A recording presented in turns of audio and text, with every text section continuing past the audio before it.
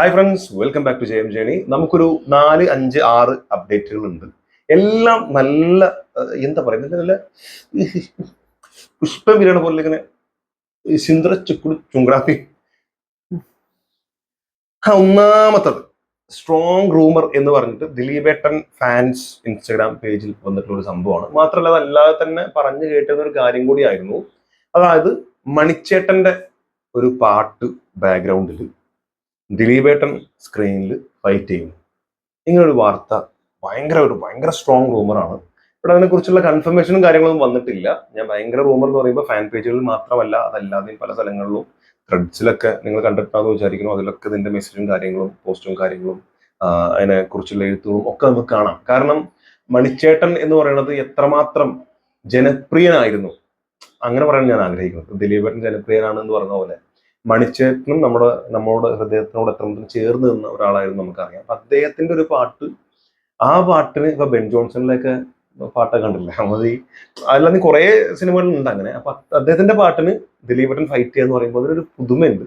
അത് എല്ലാവരും പ്രതീക്ഷയോടെ കാത്തിരിക്കുന്ന ഒരു സംഭവം കൂടിയാണെന്നാണ് എനിക്ക് തോന്നുന്നത്. സോ അങ്ങനെ ഒരു പറച്ചിൽ കേൾക്കുന്നുണ്ട്.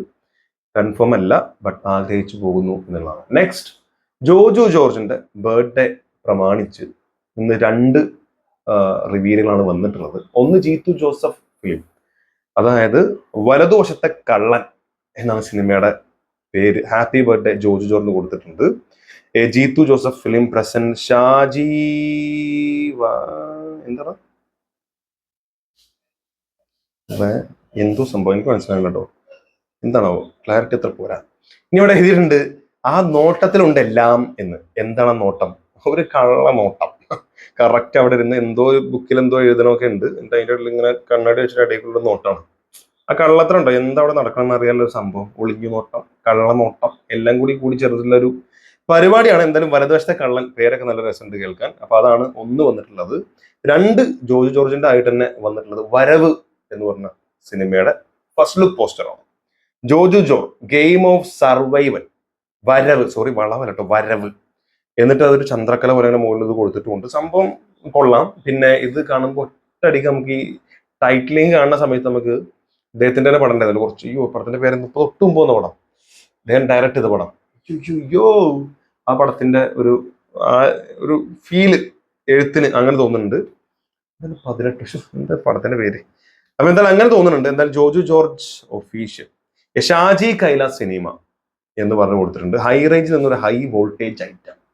ഓക്കെ, അങ്ങനെ ആകട്ടെ. ആൻഡ് ഷാജി കൈലാസ് എന്ന് പറയുമ്പോൾ തന്നെ നമുക്കറിയാം നല്ല ആക്ഷൻ ഫിലിംസ്. അത് എന്തൊക്കെ പറഞ്ഞാലും അദ്ദേഹത്തിന്റെ ആ ഒരു സ്റ്റൈൽ ഓഫ് മേക്കിംഗ് അതിന് ഇപ്പോഴും ആ പുതുമ നഷ്ടപ്പെട്ടിട്ടില്ല.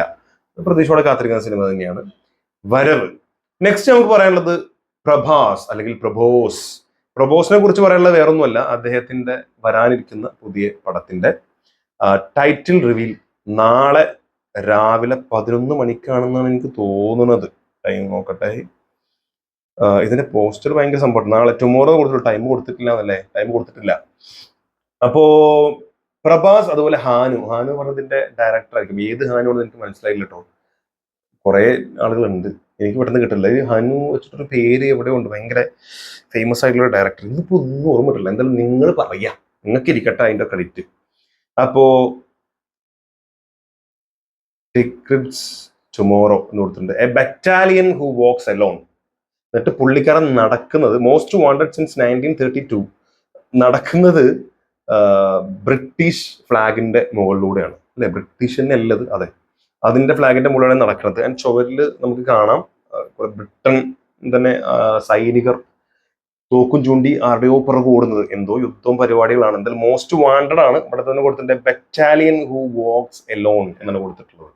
പുള്ളിക്കാരൻ പറഞ്ഞ പോലെ മോസ്റ്റ് വാണ്ടഡ് ആയിട്ടുള്ള ഒരാളാണ് എന്നാണ് എനിക്ക് തോന്നുന്നത്. ആൻഡ് പുള്ളിക്കാരൻ ഒരു ബറ്റാലിയന് സമമാണ് എന്ന രീതിയിലും ഇവിടെ പറയുന്നുണ്ട്.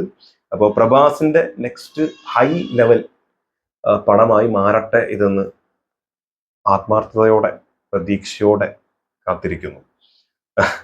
നെക്സ്റ്റ് നമുക്ക് പറയാനുള്ളത്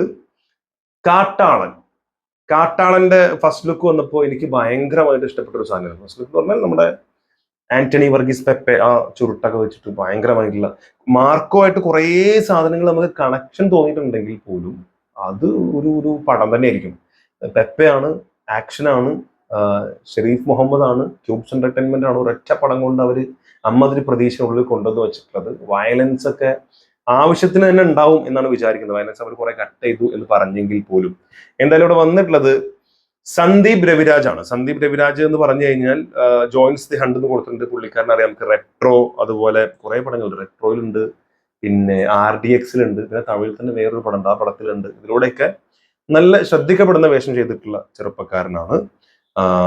പുള്ളിക്കാരൻ ഇവിടെ ജോയിൻ ചെയ്തിട്ടുണ്ട്. Welcome the talented Sandeep Raviraj to the world of Kattalan. Sandeep Raviraj is a dynamic Indian actor and present and entertainer made a remarkable in presence in RDX എന്നൊക്കെ പറഞ്ഞ സംഭവങ്ങളും കൊടുത്തിട്ടുണ്ട്. സോ പുള്ളിക്കാരൻ അതിൽ ജോയിൻ ചെയ്യാണ്. നെക്സ്റ്റ് നമുക്ക് പറയാനുള്ളത് മമ്മൂക്ക. മമ്മൂക്കനെ കുറിച്ച് പറയുമ്പോൾ ഈയിടെയായിട്ട് പ്രത്യേകിച്ച് നമുക്കറിയാം, ഓരോ പോസ്റ്റർ കാണുമ്പോഴും പുതിയ ഓരോ പോസ്റ്റുകൾ കാണുമ്പോഴും പുള്ളിക്കാരൻ ഭയങ്കര ക്ഷീണം പറ്റിയതായിട്ട് എനിക്ക് എപ്പോഴും തോന്നുന്നുണ്ട്. ഒരു പഴയ മമ്മൂക്കയുടെ ഒരു എനർജി പുള്ളിക്കാരുടെ ഫോട്ടോസിലൊന്നും കാണില്ല. പല ആളുകളും ഭയങ്കര ആഘോഷമാക്കുന്നുണ്ടെങ്കിൽ പോലും സത്യസന്ധമായി എനിക്ക് തോന്നിയിട്ടുള്ളത് വളരെ എന്താ പറയാ, ഒരു ഭയങ്കര ക്ഷീണം പറ്റിയിട്ടുള്ള, ഓക്കെ അങ്ങനെ അസുഖവും കാര്യങ്ങളൊക്കെ കഴിഞ്ഞ് വരികയാണ്, നമുക്ക് നല്ലൊരു എനർജറ്റിക് പെർഫോമൻസും എനർജറ്റിക് ഒരു നമുക്ക് കണ്ട തന്നെ ഓക്കെ ആളിപ്പോ ഓക്കെയാണ് തോന്നുന്ന രീതിയിൽ ഫോട്ടോ ഒക്കെ പ്രതീക്ഷയോടെ കാത്തിരിക്കുന്നു. പ്രശ്നമാണെന്നല്ല പറഞ്ഞത്, അത്രയും ഏജ് ഉണ്ട്.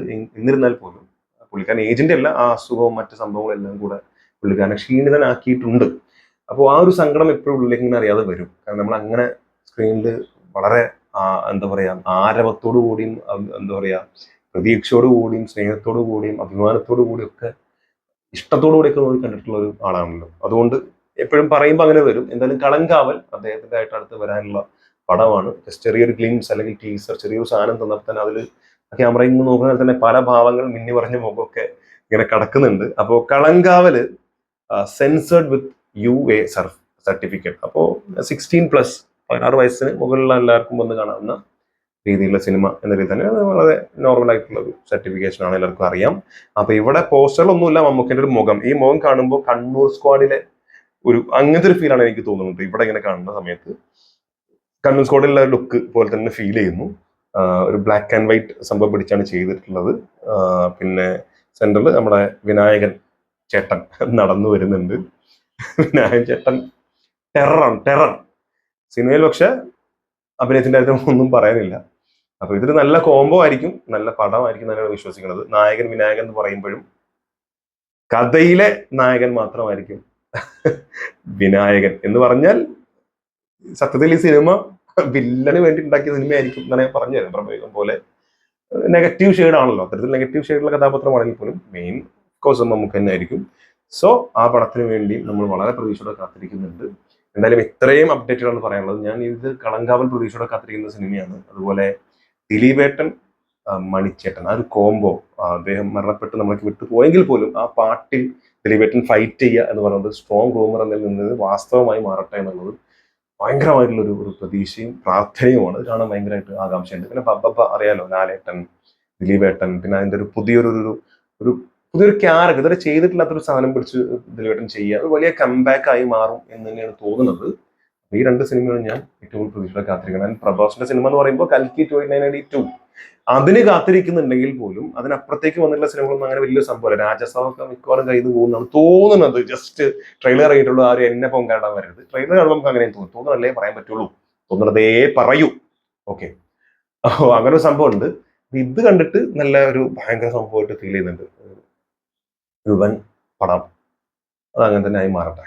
സോ നിങ്ങളുടെ അഭിപ്രായം എന്താണ് മറക്കാൻ കമന്റിൽ രേഖപ്പെടുത്തുക. Thank you so much for watching this video. അടുത്ത വീഡിയോ കാണുന്നവരെ